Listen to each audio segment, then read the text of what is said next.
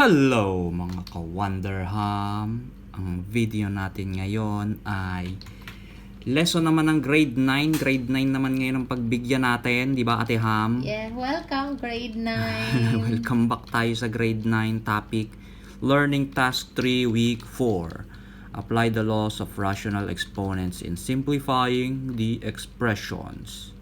The expression. Meron tayong 5 items na sasagutan. Pero bago yan, shoutout portion muna tayo.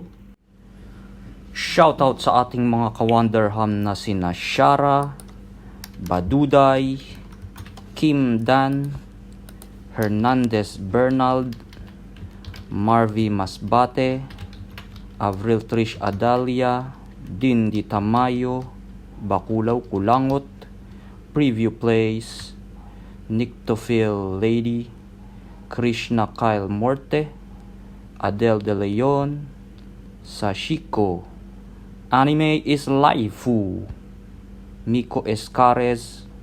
Yon, salamat sa inyong mga ka-Wonderham sa pagsuporta sa ating YouTube channel. Shoutout sa inyo, kumusta kayo dyan? At simulan na natin ang ating video. So, number 1. 16 m to the 9th n cube over 2 to the 6th, tapos naka-parenthesis raised to the 1/3. So paano natin ito isi-simplify? So itong lumalabo na naman, itong exponent sa labas ng parenthesis, pag may fraction, itong numerator i-raise mo dito, itong denominator, ganun din. So, unti-untiin natin. So, yung numerator na 16m to the 9th n cube, re-raise mo siya sa 1/3. Ganun din yung denominator. 2 to the 6, raise mo din sa 1/3. So, ganun yung ating loss of exponent. Ngayon naman, ito naman din ay i-distribute mo dito sa mga factor sa loob ng parenthesis.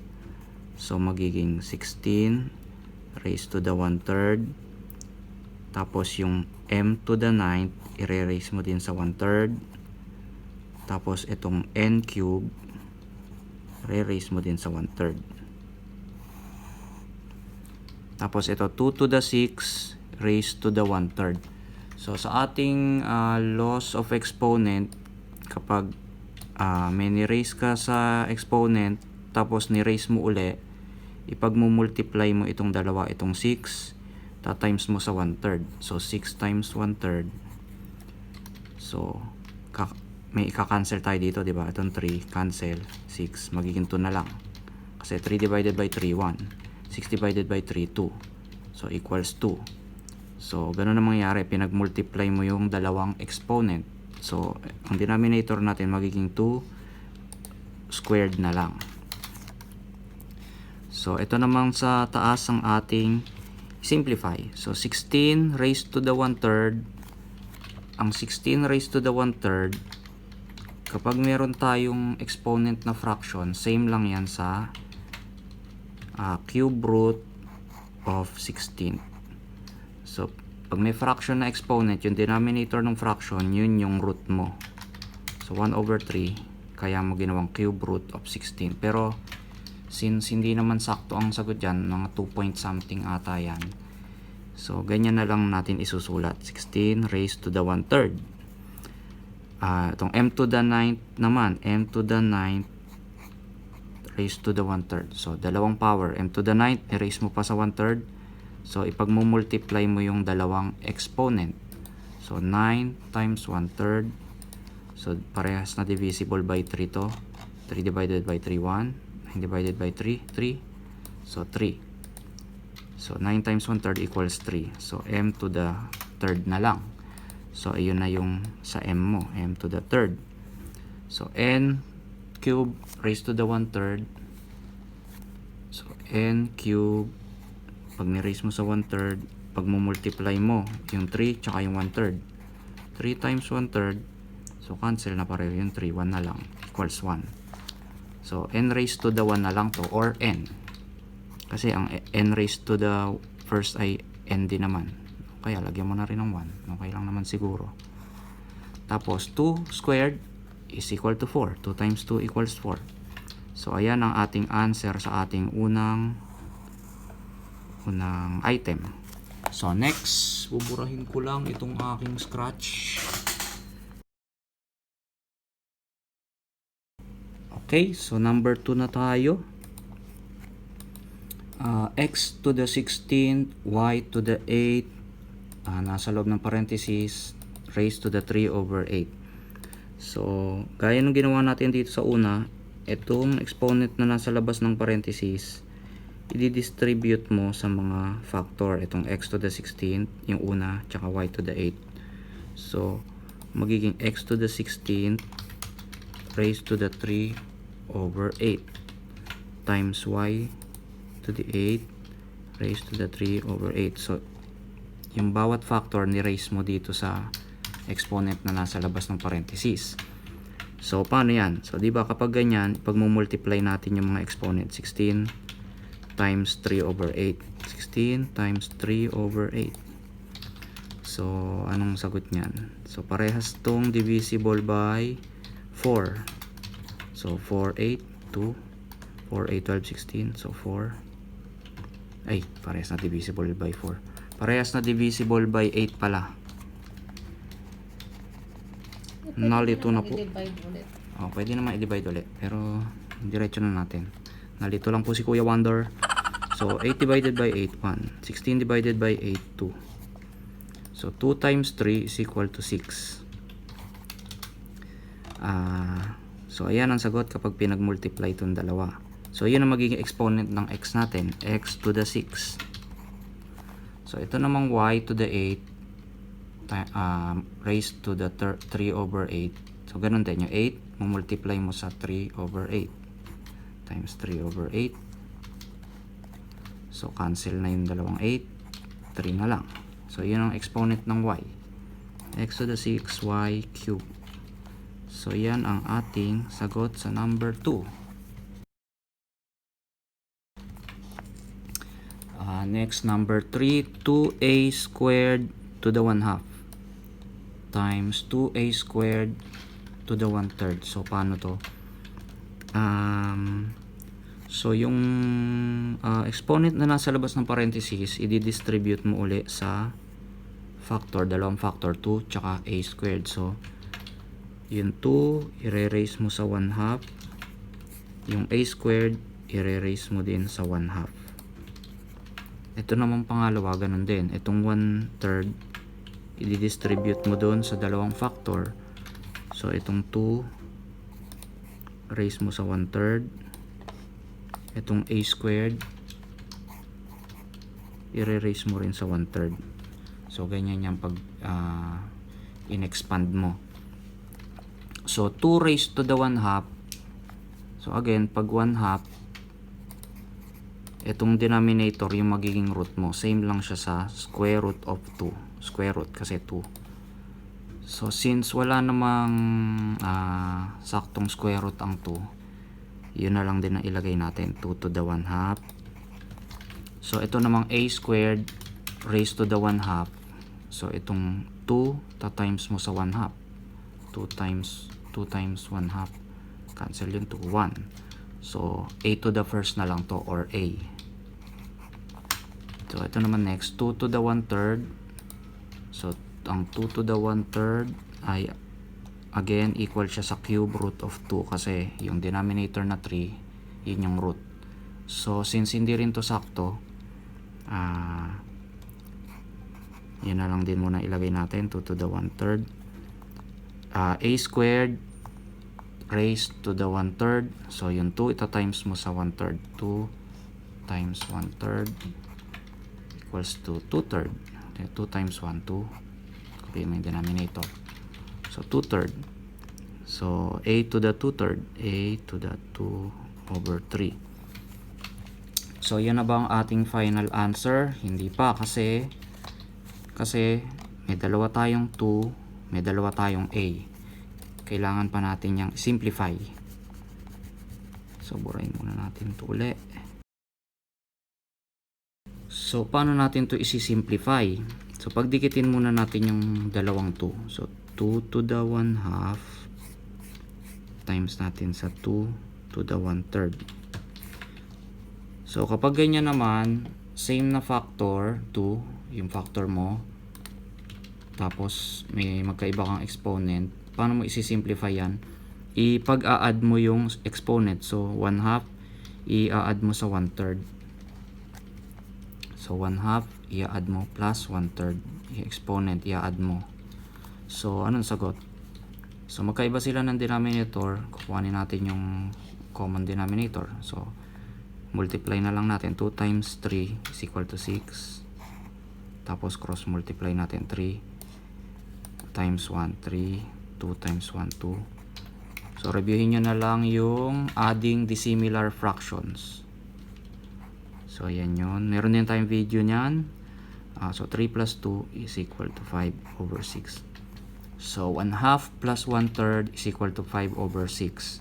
So, yun na yung magiging exponent ng 2. Magiging 2 raised to the 5th over 6.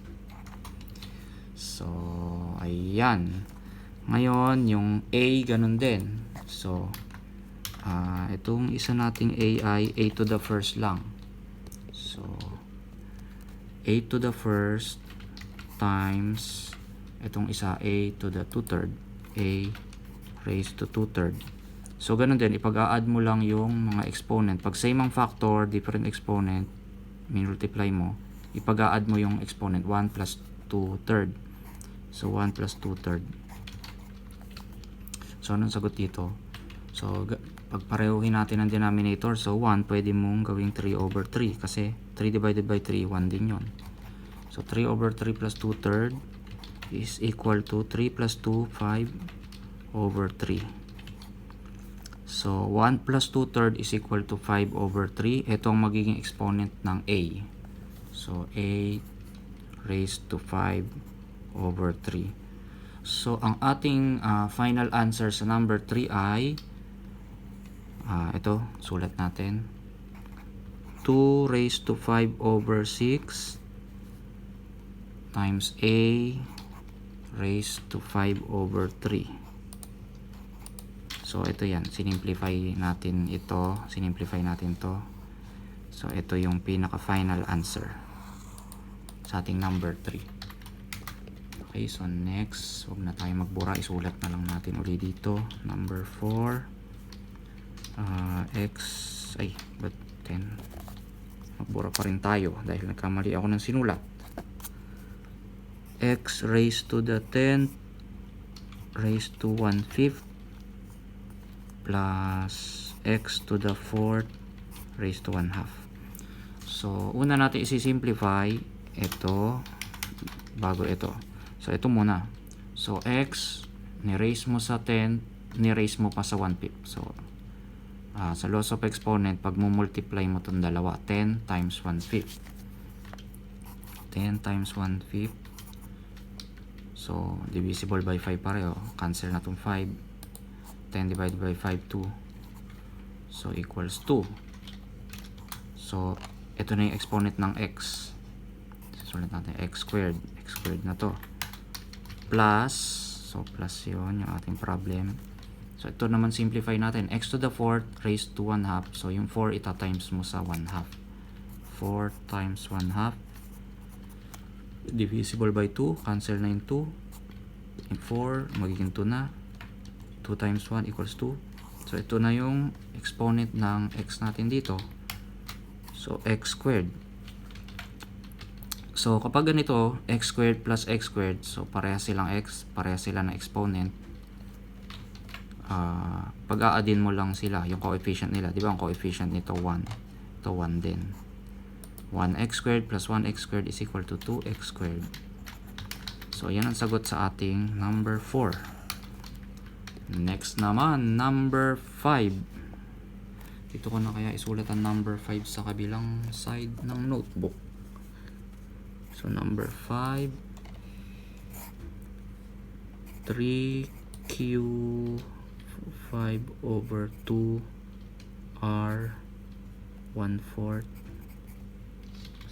over 6 raised to the 1/2 squared.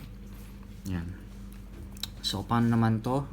So, yung loss of exponent natin, kapag may fraction, itong numerator, i-erase mo dito. Ito rin denominator, i-erase mo rin dito. So, sulat lang natin.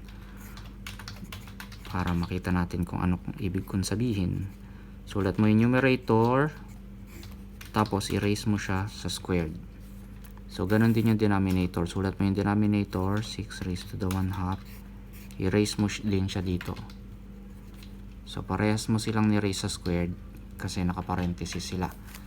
So, ngayon, itong squared, didistribute mo sa mga factor sa loob ng parenthesis. So, 3 squared, tapos yung q, 5/2, i-squared mo din. Tapos yung r, 1/4, i-squared mo din. Ito naman, 6 raised to the 1/2 squared. So, ini-square mo to, may exponent sa loob. Pag mo multiply mo yung dalawang exponent, 1/2 times 2, 1/2 times 2, cancel na yung 2, equals 1. So, 6 to the first na lang, or 6. So, yan na yung denominator. So, paano naman yung numerator? Ang numerator, 3 squared is equal to 9. 3 times 3 equals 9. Ito paano naman to? Q raised to 5/2 squared. So, may exponent. Ni-raise mo pa sa isa pang exponent. Pag multiplyin ang exponent. So, 5/2 times 2. Cancel mo na yung 2 sa denominator. Tsaka dito sa isa. So, 1 na lang. Equals 5. So, ito na yung exponent ng Q. Q to the 5th. So, 9 to 9. 9. Ano kasi 9? Ito Q to the 5th. Ito naman, R to the 1/4 squared. So, yung R ni-raise mo sa exponent, in-erase mo pa ng isa pang exponent sa labas. So, pag multiplyin ang exponent, 1/4 times 2. 1/4 times 2. So, cancel kasi parehas na divisible by 2. So, cancel na yung 2. 4 divided by 2 is equal to 2. Equals 1/2. So, ito ang exponent ng R. R to the 1/2 over 6. So, ito ang ating final answer. 9q to the 5th R to the 1/2 over 6. So, yan ang ating solution. Ganyan po ang pag-apply ng laws of rational exponents in simplifying expressions. Sana may natutunan kayo sa video na ito.